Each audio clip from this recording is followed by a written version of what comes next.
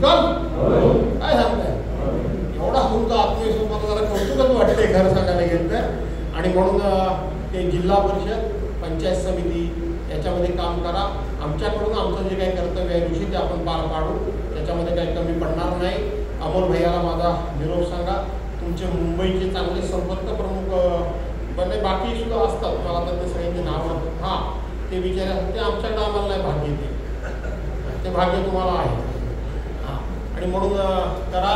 मुंबईकरांचा वगैरे सपोर्ट तुम्हाला आहे ना का नाही आहे? का घाबरले आहे? आता एवढं सगळं आपल्याला ऐकलं तर घाबरले कराल जोरात काम. खारवी समाज वगैरे वगैरे हे सर्वांना गोळा करा, विश्वासात घ्या, एक एक गट घेऊन बसा आणि त्या ठिकाणचे उमेदवार पण फायनल करा, कामाला लागा. त्यांची आपसात लाटालटी होणारच नाही. होईल ना त्यांची लाटालटी का नाही? होणारच नाही. पण ती होऊ अगं नाही हो. आपण मात्र जिंकायचं. आघाडीचा निर्णय मात्र लवकरात लवकर करा. माझ्यापर्यंत काही येत असेल बोलवा. मी परवाच्या दिवशी मंडळच्या पदाधिकाऱ्यांना बोलवलं होतं, दापोलीच्या पदाधिकाऱ्यांना बोलवलं होतं, खेडच्या पदाधिकाऱ्यांना बोलवलं होतं, चिपळूणच्या बोलवलं होतं आणि गुहागरच्या पण बोलवलं होतं. त्या सर्वांना एक शिवसेनेचा नेता म्हणून त्यांनी माझ्याकडे येण्याच्याऐवजी मीच त्यांना स्वतःहून बोलवलं. आणि बाबांनो या, आपण एकत्र बसू, एकत्र लढू. फार काय असं वादावादी करू नका आणि त्याच्यात विरोधकांचं भावेल किंवा त्यांचा फायदा होईल असं काहीही वागू नका, असं मी त्यांना सांगितलं होतं तिथं. तर त्यांनी सुद्धा मान्यता दिलेली आहे. त्यांनी पण खूप समंजसपणा दाखवला. साहेब आम्ही काही अडवणूक करणार नाही, आम्ही एकमेकांच्या प्रेमाने सगळं घेऊ आणि म्हणून त्यांना जवळ घ्या. अशा पद्धतीनं ताकद वाढवू, अशा प्रकारची विनंती करतो. पुन्हा एकदा तुम्हाला मनापासून धन्यवाद देतो. एक शाखा प्रमुखांचं ट्रेनिंग, शाखा प्रमुख हा महत्वाचा आहे. आपले काय झालं पूर्वी गावामध्ये शाखा प्रमुख हा महत्वाचा होता, बरोबर आहे की नाही? शाखा प्रमुख तिथं गाव राखण्याचं काम हे शाखा प्रमुख अतिशय चांगल्या प्रकारे पूर्वी करायचे. शाखा प्रमुख म्हणजे कोण? आपल्या गावचा रखवालदार. रखवालदार असतो ना, नारायण देता नाही रखवालदाराच्या नावावर. खरा तो रखवालदार शाखा प्रमुख आहे आपला. तो शाखा प्रमुख जर गावात जागरूक असेल ना, त्याचं सगळीकडे जर लक्ष असेल ना आणि त्याचं महत्त्व तुम्ही वाढवलं तर हे गावामध्ये रातोरात येतात, आपल्याला सांगतात काय हो सगळं व्यवस्थित होतं, रात्री कधीतरी आले जे कोणासाठी बोलतो की नाही आपण, रात्री काहीतरी व्यवहार करून गेली, गावात बैठक घेऊन बैठकीला काहीतरी बोलून गेले, काहीतरी बोलून गेले, कधीतरी येऊन गेले, काहीतरी देऊन गेले. हे आपल्याला माहिती का नसतं? हे माहिती एवढ्या करता नसतं तर आपला शाखा प्रमुख जागरूक नाही. आपल्या शाखा प्रमुखाला त्याचं महत्त्व कळलेलं नाही. आपल्या शाखा प्रमुखाला त्याचे अधिकार त्याला मिळालेले नाही. त्याचे अधिकार त्याला दिले पाहिजे. आणि म्हणून ऋषी मी जसं तिकडे शाखा प्रमुखांचं दिवसभराचं शिबिर घेतलं तसं पैसा हा लागेलच पुन्हा मी सांगतोय, पण केवळ पैशाला उत्तर काही आहेत ते मी तुम्हाला सांगायला उभा आहे. पटतंय ना तुम्हाला? आता आपण काय म्हणतो, आपल्याकडे हल्ली काय होतं, विभाग प्रमुख काम करतात, उपविभाग प्रमुख काम करतात, उपतालुका प्रमुख काम करतो. माझ्याप्रमाणे एकच मत देतात आणि म्हणून ते एक मत गोळा करून याला लोकशाही मार्गाने पराभूत करणं म्हणजे ही लढाई जिंकणं हा त्यातला खऱ्या अर्थानं अर्थ आहे. आणि म्हणून माझी कार्यपद्धती हीच आहे. मी सर्वसाधारणपणे कितीही समोरचा माणूस पैसेवाला असला तर त्याच्या पैशाचा मी कधी विचार करत नाही. तो किती पैसे खर्च करेल म्हणून मला किती करावे लागतील अशा पद्धतीचं मी काहीही करत नाही.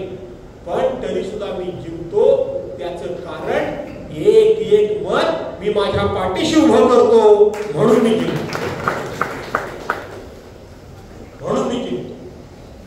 आणि ते एक एक मत पाठीशी उभं कसं करायचं हे सांगण्याकरता म्हणून मी या ठिकाणी आलो. एक एक मत पाठीशी कसं उभं करायचं हे मी सांगण्याकरता आलोय. चिंता करू नका पैशाविषयी. खर्चाशिवाय निवडणुका होत नाही हे मी तुम्हाला पुन्हा एकदा सांगतोय. माझा अर्थ तुमच्या लक्षात आला असेल, पण केवळ निवडणुका पैसे जिंकतात असं नाही. पैसे जिंकतात असं मला ऋषी तुला धन्यवाद द्यायचे, मला तुझं कौतुक करायचं आणि तुमचंही मला कौतुक करायचं की आपल्याला शेवटचा आधार एक जबरदस्त लढवया नेता म्हणून संजय कदम सारखा आपला एक आधार होता जे आहे ते बोललं पाहिजे. लोकांना वाटत होतं की बाकी काय नाही पण आमचा एक लढवय्या आमचा सहकारी आहे, पण तोही गेला आणि तो गेल्यानंतर तुम्हाला हात मारावा असा एकही माणूस शिल्लक राहिला नाही. अशा पडझडीमध्ये तुमच्यासारख्या सहकार्याबरोबर घेऊन एखाद्या लढवय्याप्रमाणे आपण पावनखिंडीतली बाजी प्रभूची लढाई ऐकली असेल, ती तलवारीची लढाई होती, ती समोरासमोर उभं राहून माणसांची लढाई होती. पण आजची लोकशाही मार्गाची लढाई त्याच पावनखिंडीतल्या बाजी प्रभूप्रमाणे आमचा तालुका प्रमुख ऋषी गुजर लढतोय. म्हणून ही तुम्ही सगळे एकत्रित आलात ना का नाही आलात? त्याला मदत करणारे तुमच्यासारखे अनेक लोक आहेत, ते मी स्वतः म्हणतो, पण कोणीतरी नेतृत्व करावं लागतं, कोणीतरी नेतृत्व करावं लागतं. आणि म्हणून आता जिल्हा प्रमुख म्हणून विक्रांतच्यावर उद्धव साहेबांनी जबाबदारी दिलेली आहे. उद्धव साहेबांनी जबाबदारी, खरी तर ही जबाबदारी आम्हाला नको होती. मी उद्धव साहेबांना स्वतःहूनच सांगितलं होतं, एक वेळा नाही 4 वेळा सांगितलं होतं की आता ही परिस्थिती अशी आहे की अशा परिस्थितीमध्ये आमच्या मुलांना आम्ही पुढं करणं ही परिस्थिती नाहीये.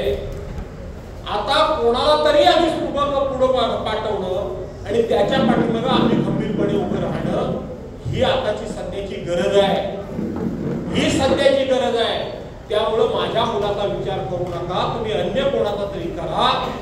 परंतु शेवटी अनुभवातून उद्धव साहेबांनी ते माझं ऐकलं पहिल्यांदा, पण नंतर अनुभवातून त्यांनी पुन्हा विक्रांतचीच निवड केली. मी आज तुमच्या देखत माझ्या मुलाला सांगतो, जे सांगितलंय ते सांगतो. तोही निवडणूक लढणार आहे, तोही जिल्हा परिषदेतून मागच्या ज्या गटातून निवडून गेला तो त्याचा ओपन पडलाय, तिथूनच तो लढणार आहे निवडणूक. मी त्याला स्पष्टपणे सांगितलं. मध्यंतरी मला वाटतं त्याला मीटिंग घेऊन गेला, तो म्हणाला मला म्हणाला की मी आता काही बोलत नाही, 40-50 मिनिटं मी काय बोललोय. आणि तो बोलला, त्याचं कर्तव्य तो नक्की पाडतोय. आणि म्हणून तुम्हाला मी सांगतो की जा, सगळे विभाग प्रमुख वगैरे मला बोलताना कौतुक वाटलं. मला सगळे आपापल्या भागाशी संबंधित आहेत.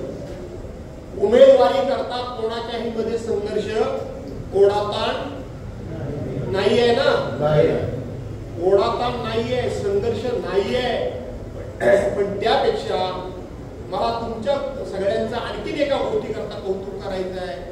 ओढाताण नाही, संघर्ष नाही, पण आमचा पक्ष, समोरच्या लोकांना असं वाटतंय की आमचा पक्ष आता थोडासा दुबळा झालाय, आमचा पक्ष थोडासा आता ताकदीनं कमी झालाय, म्हणजे आमच्याकडे उमेदवार नसेल असं त्यांना वाटत होतं. पण आम्हाला कौतुक करायला हवंय, 6च्या 6 जिल्हा परिषद आणि 12च्या 12 पंचायत समिती गणामध्ये उद्धव बाळासाहेब ठाकरे उमेदवार तयार आहे. असं तुमच्यापैकी कोणी म्हणालं नाही साहेब नको, कसं काय लढायचं, काय करायचं, असं कोणी म्हणालं नाही. एका जागेवर चौघांनी त्या ठिकाणी उभं राहण्याची इच्छा व्यक्त केली. आणि ती इच्छा व्यक्त करत असताना मी जो प्रश्न विचारला की तुम्ही चौघे आहात, तेव्हा एकाचा कसा काय प्रश्न सोडवायचा, काय करायचं आम्ही, तुम्ही काय त्याला उत्तर आहे. मला तुम्हाला त्याच्याही धन्यवाद द्यायचे आहे. मला तुम्ही सांगितलं आम्ही चौघे इच्छुक असले तरी सुद्धा आमच्यापैकी कोणाला तरी एक द्या. आम्हाला कोण जिंकतोय यापेक्षा उद्धव बाळासाहेब ठाकरे यांचा पक्ष जिंकवायचा आहे. मला असं वाटतं की संपूर्ण रत्नागिरी जिल्ह्यामध्ये अशा प्रकारचे विचार आणि अशा प्रकारचं मन हे फक्त आणि फक्त तुम्हाला चढवण्याकरता नाही. मी माझ्या मतदारसंघात सुद्धा मग त्याचा मी माझ्याकडे कमी पडतो असं होईल, पण जे सत्य आहे ते बोलताना मला अडचण वाटत नाही. इतका चांगला उदार विचार आणि पक्षावर प्रेम असलेले लोक मला वाटतं दापोली इतके कुठे असल्याचे. आणि म्हणून कामाला लागा. उद्धव साहेबांना काय सांगायचं ते मी सांगेल. तुम्हाला एबी फॉर्म आणून देण्याचं काम जिल्हा प्रमुख करतील. परवाच्या दिवशी जेव्हा राज्याची बैठक झाली त्याच्यामध्ये तो निर्णय झालाय. योग्य वेळेला तुम्हाला त्या ठिकाणी एबी फॉर्म आणून देण्याचा प्रयत्न होईल. पण तोपर्यंत तुम्ही सर्वांनी एकत्रितपणे मतदारसंघ पिंजून काढा. आजपासून काढाल ना, कराल ना सुरू. याच्यामध्ये असेल काँग्रेस बरोबर बैठक करा, राष्ट्रवादी बरोबर बैठक करा. जरी 18च्या 18 ठिकाणी आपले उमेदवार तालुका प्रमुख तयार असले तरी सुद्धा आमची भूमिका ही सामंजस्य राहील. महाविकास आघाडी म्हणून निवडणूक लढण्याचीच आमची भूमिका राहील. आणि म्हणून तिथं काँग्रेस बरोबर बोला, राष्ट्रवादी काँग्रेस बरोबर बोला, माझं तर म्हणणं RPI गटाजवळ बोला, वंचित बहुजन विकास आघाडीजवळ बोला, मनसेजवळ बोला, कोणाजवळही बोला, कोणाजवळही बोला, दोघे सोडून उरलेल्या सर्वांशी बोला. बरोबर आहे का चुकीचं आहे? उरलेल्या कोणाशीही बोला, कोणाशीही बोला,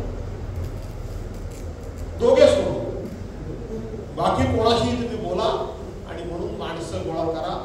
ऋषी पुढच्या आता महिना दीड महिना करा, ह्या 15-20 दिवसात निवडणुका 8-10 दिवसात लागून जाते. तुमच्याकडे आता काही नगरपंचायत नाही आहे, फक्त जिल्हा परिषद पंचायत समिती आहे. सर्वांनी होती, सगळं काय होतं. मला कौतुक करायचंय तुमचं. हे एवढं सगळं असताना सुद्धा थोडी नाही तर जवळजवळ 85,000 मतं तुम्ही घेतलेली पाहिजे. जर सगळे पक्षप्रवेश डोळ्यासमोर आणले तर कुठल्या पक्षात माणसंच शिल्लक राहिली नाही असं चित्र होतं. त्याच मतदारसंघामध्ये 85,000पर्यंत मतदान मिळलं. याचा अर्थ 1.5 लोकसंख्या म्हणजे 1,20,000 जनता ही उद्धव बाळासाहेब ठाकरे यांच्या पाठीमागे. हेच गणित असतं ना. मतदानाच्या 1.5 किमान लोकसंख्या असते ना. 1,20,000 लोक त्या पाठीमागे. या निवडणुकीमध्ये आपला उमेदवार नक्की जिंकला असता. लोकसभेचं चित्र बघितलं तर आपला उमेदवार नक्की जिंकला असता. पण महाराष्ट्रातली आपली सत्ता का गेली हे आता तुमच्या समोर आलंय का नाही आलंय? मतांच्या चोऱ्या. आता तुम्हाला मला उत्तर द्या, मला तुम्ही सर्वांनी. पहिलं ते मतदान EVM चोरलं ना, त्याच्यामध्ये गडबड केली. त्याच्यानंतर सुरू काय केलं की निवडून आलेले आमदार खासदारच चोरायला सुरुवात करायची. ते डायरेक्ट विकत घ्यायचे. 50 खोके झाली होती, घटना मोठी झाली होती का नव्हती? ते आता त्याच्या पुढची परत एक पाऊल ते सगळं झालं तर सामान्यातल्या सामान्य मतदारानं टाकलेलं मतदान सुद्धा चोरायचा उद्योग सुरू केला. सामान्यातल्या सामान्य माणसाने. मतचोरी राहुल गांधी असतील नाही तर आपले नेते आदित्यजी ठाकरे असतील, त्यांनी मतचोरीचे पुरावे तुमच्या आमच्या समोर ठेवले ना. आता आम्हाला विचार करायची वेळ आली. काल परवापर्यंत मशीन मध्ये चोरी, त्यानंतर निवडून आलेला देणारा चोरी. अरे आता तर आम्ही टाकलेलं आमचं मत ते सुद्धा चोरी.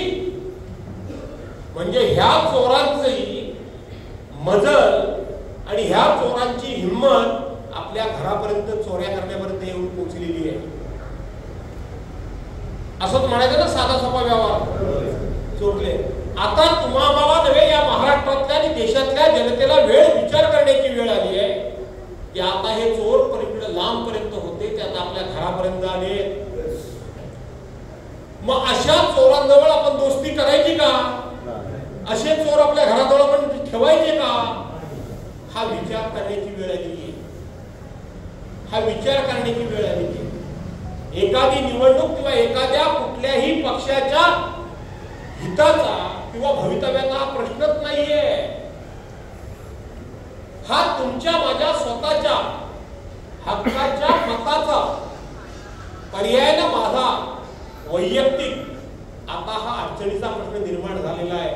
आणि म्हणून ही अडचण दूर करायची की सोडवायची ही आता ठरवण्याची वेळ आलेली आहे. आणि ती ठरवण्याची वेळ म्हणजे लोकशाही मार्गानं. हे जरी मोठे नेते आहेत, निवडणूक लागल्यानंतर देशाचे पंतप्रधान असतील, राष्ट्राच्या राष्ट्रपती असतील किंवा राज्याचे मुख्यमंत्री असतील, हे मतदान केंद्रावर गेल्यानंतर त्यांना किती मतं देता येतात? प्रत्येकाला किती मतं देता येतात? एकच ना. मग तुमच्यापैकी कोणी मतदान केंद्रावर माझ्यासह गेला, आपल्याला किती देता येतात?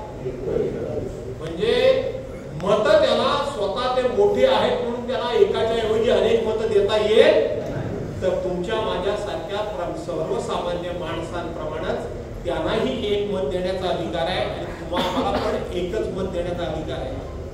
आणि म्हणून आपली जी राज्यघटना आहे, डॉक्टर बाबासाहेब आंबेडकरांची घटना लिहिलेली आहे, त्या घटनेनं हे मोठा अधिकार आपल्याला दिलेला आहे. हा मोठा अधिकार दिलेला आहे. नाही तर तो रुसेल, बरोबर असं आहे का नाही? अरे तो शाखा म्हणून कोपऱ्यात बसलाय, त्याला आमदारानं हात मारला नाही तर तो रुसेल. जो कोपऱ्यात बसलाय गावात, त्याचं गावामध्ये वजन काय असणार? त्याचं वजन काय असणार? त्यानं नुसतं असं त्या अंगाला आग लागल्यासारखा नुसता पळत राहायला पाहिजे शाखा म्हणून. ही पूर्वी पद्धत होती का नव्हती? सभा असल्या, तुम्हाला आठवतं का आपल्या सभा असायच्या पूर्वी, बरोबर? आता सारख्या जीप होत्या, आता सारख्या एसी बस होत्या. अरे ट्रक मधून खाली सगळं असं बसून लोक कळत कसं तरी पाठीमागे लागून जायचो ना आपण. एखाद्या गावात 2-2, 3-3 गाड्या पाठवायच्या असल्या तर आमचा शाखा प्रमुख पहिल्या गाडीतून यायचा नाही, पहिल्या गाड्या पाठवायचा आणि शेवटच्या गाडीतून तो यायचा. खरं आहे का? पुढे सांगा मला, माझा अनुभव चुकीचा असला तर. आता गावात गाडी यायची असेल तर शाखा प्रमुख सकाळीच इकडे आलेला असतो. 3ची सभा असेल तर तो सकाळी 10ला दापोलीला आलेला असतो. आणि त्याला आपण जर विचारलं, अरे काय रे गावातली हा व्यवस्था केली, हा पुढं लोकांना पुढं घालून आणायला लागतं, बरोबर आहे? म्हणून त्याचे अधिकार, त्याचं कर्तव्य आणि त्याचं महत्व वाढवा. शाखा प्रमुखाचं महत्व वाढवा. रखवालदार महत्वाचा असतो का? म्हणता तो रखवालदार आहे आपला, आम्हाला नारळ दे त्याला, हे तो म्हणायला तो. आणि म्हणून तो व्यवस्थित त्याला ठेवला पाहिजे. अशा पद्धतीने काम करा. पुन्हा एकदा तुम्हाला मी धन्यवाद देतो. खूप कौतुकास्पद निवडकच माणसाला बोलवलं होतं ना, निवडक माणसाला बोलून सुद्धा जे क्रीम म्हणतात, क्रीम जे महत्वाचे लोक म्हणतात, ते तुमचे सगळे मला चेहरे दिसत आहेत आणि तुम्ही दिसताय. त्याबद्दल मला एक मनापासून धन्यवाद. म्हणजे मला आनंद होतो. मी येत्या 4 दिवसामध्ये कधीतरी जाईल मुंबईमध्ये, उद्धव साहेबांना भेटेल आणि तेव्हा सांगेल की कोणी किती डुरुक केलं, डुरुकच चालू असतं सारखं, ते डुरुक जरी केलं तरी छमछमला काय माझा दापोली तालुका बळी पडलेला नाही, आहे तिथे. आणि तो तालुका उद्याच्या विधानसभेमध्ये विजयी करण्याचं काम बेटकर साहेब तुमचं हे लक्षात ठेवा. त्या दृष्टीनं कामाला लागा, त्या दृष्टीनं संपर्क वाढवा. आज पेरा म्हणजे उद्या उगवेल. लगेच काय उगवत नाही ना, का तहान लागल्यानंतर वीर खोदून चालत नाही. आणि म्हणून हे सगळं तुम्ही सांभाळा, अशा प्रकारची विनंती करतो. विक्रांतची जिथे कुठे गरज लागेल तो येईलच, स्वतः सांगायला लागणारच नाही. माझा मुलगा म्हणून कौतुक करत नाही. माझ्या पुढे 2 पावलं आहे. आईला 2 पावलं का नाही? काय तुम्हाला आवडलं का नाही आवडलं? आवडलं ना? कालची मुलाखत बघितलीच काय? अण्णा कदम खाली बसतो पैगडामध्ये, शशिकांत चव्हाण त्या पागोडा हॉटेलमध्ये बसतात आणि त्या वरती त्यांच्या भुरट्या चोरणा दलालांना जा 10 लाख रुपये आत्ताच्या आत्ता घेऊन ये. कोणाकडून? पण चूक त्यांची नाही. नेताच जर बाया नाचवून पैसे गोळा केला तर कार्यकर्ते काय करतील? बरोबर आहे ना?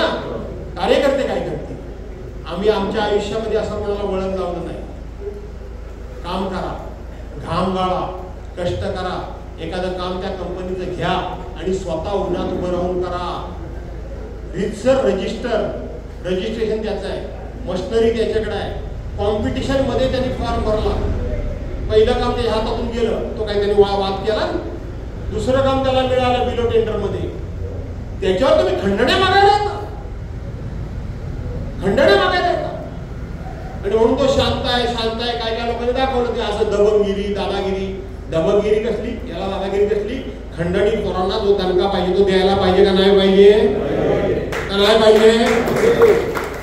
म्हणून तसा वेळ आली तर आम्ही आहोत तयार. काळजी करू नका.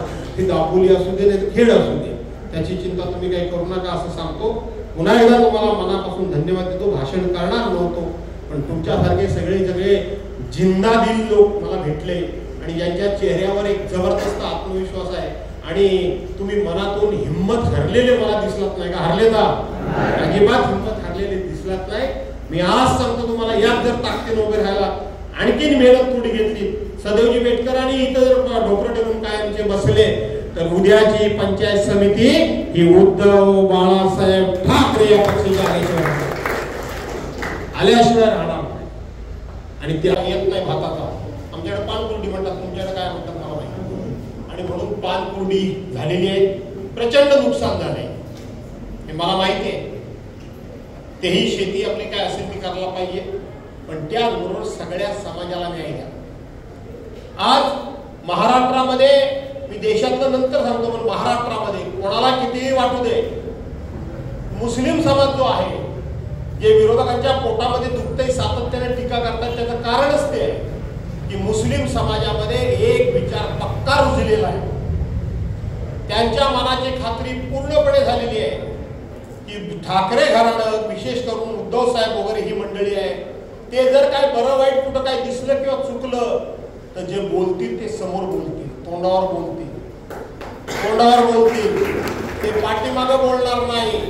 आणि बाळासाहेब कैलासवासी हिंदुहृदय सम्राट मान्य बाळासाहेब ठाकरेंपासून सगळ्यांची खात्री झालेली आहे की ते शिव्या देतील, ते तोंडावर देतील. पण शाळेमध्ये एक धडा आपल्याला होता की घातकी मित्रापेक्षा दिलदार शत्रू, तुमच्या शाळेत नव्हती का ही म्हण? घातकी मित्रापेक्षा दिलदार शत्रू परवडला. उद्धव साहेब तर शत्रू नाहीतच, पण शिवसैनिक वार करतील तो समोरून करतील, आणि समोरून वार केला तर आपल्या मनगटात ताकद असेल तर समोरच्या हात आपण धरू शकतो ना. पण जर मनगटात पाठीमागून कोणी जर वार केला तर धरणार कसा? त्यामुळं आज संपूर्ण मुस्लिम समाज आणि बाकीच्या समाजामध्ये हा विश्वास निर्माण झालाय की उद्धव बाळासाहेब ठाकरे हे बाळासाहेबांचे चिरंजीव आहेत, ते घात करणार नाहीत. त्यामुळं मुस्लिम समाजाचा जास्त विश्वास हा आता उद्धव साहेबांच्यावर आहे. आणि म्हणून तो विश्वास अधिक भक्कम करणं, तो अधिक पक्का करणं, म्हणून तुम्ही मुस्लिम समाजाला सुद्धा एका दुसरी शीट द्या, हा माझा आग्रह आहे. त्याचबरोबर खास करून बौद्ध समाजाच्या बाबतीत मी इथं सांगेन की प्रत्येक निवडणुकीला बौद्ध समाजाचा उपयोग आणि वापर प्रत्येक पक्ष आपापल्या परीने करून घेत असतो. मी एक नवीन आता त्या ठिकाणी जिल्ह्यामध्ये माझं काम सुरू केलंय, विशेष करून आपल्या इकडच्या भागामध्ये. मी बहादरमध्ये, चिपळूणमध्ये, सगळ्या आज खेडमध्ये पण तेच करणार आहे. सगळ्या बौद्ध समाजाला एकत्र करतो, सगळ्या, आणि त्यांना सांगतो आमदारच्या खासदारच्या लोक तुमचे मागतात ते काय तुम्हाला मिळत नाही, मिळणार पण नाही. पण बौद्ध समाज सुद्धा आता सत्तेमध्ये वाटेकरी झाला पाहिजे. म्हणून त्यांची राखीव शीट सोडून ज्या ठिकाणी ओपनची शीट पडले तिथं सुद्धा प्रत्येक तालुक्यामध्ये एक दोन जागा देण्याचा मी निर्णय घेतलाय. त्या बौद्ध समाजानं मात्र सगळ्या तालुक्यामध्ये आमच्या लोकांच्या पाठीशी उभं राहिलं पाहिजे. एका सीट पुरतं नाही, एखादी शीट जेव्हा आपण देऊ तेव्हा तुमचा सगळा जो काही बाकीचा समाज आहे, अनेक जागांना मी सांगेन की ते गोळा करा, चर्चा करा.